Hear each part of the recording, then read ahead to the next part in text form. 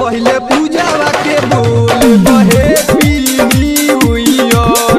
सबसे पहले पूजावा के बोले हैप्पी न्यू ईयर।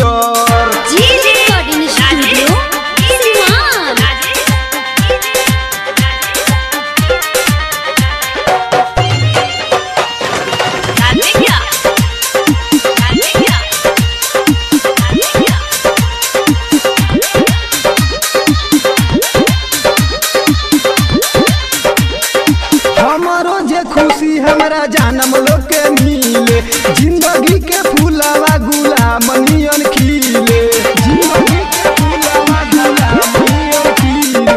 हमारो जे खुशी हमारा जानम लोग के मिले, जिंदगी के फूलवा गुलाब नियन खिले।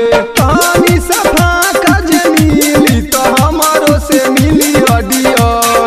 पानी सफा का जे मिली तो हमारो से मिली अडियर। सबसे पहले नेहा के बोले हैप्पी न्यू ईयर।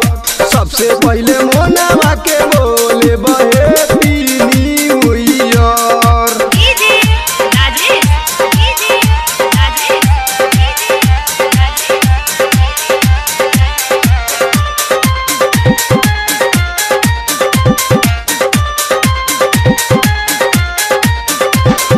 होई के उमंग दिल से काटलो चानी, लभलो के चुमा द बोलाई के बतानी, लभलो के चुमा द बोलाई के बतानी। होई के उमंग दिल से काटलो चानी, लभलो के चुमा द बोलाई के बतानी।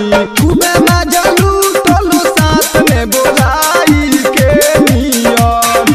खूबे मजा लूटलो साथ में बोलाई के नियम। सबसे पहले मोनावा के बोले हैप्पी न्यू ईयर। सबसे पहले झूल